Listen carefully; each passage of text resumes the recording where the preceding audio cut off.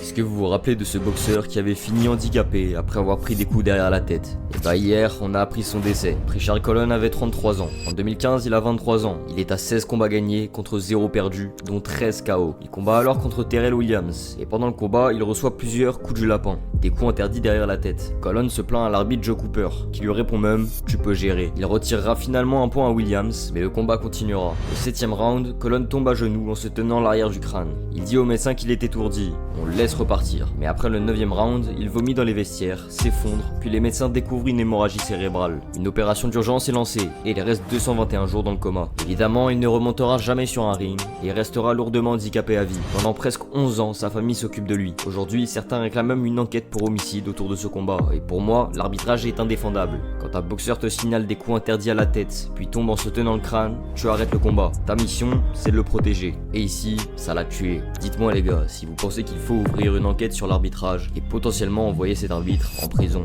Alors repose en paix, Prichard.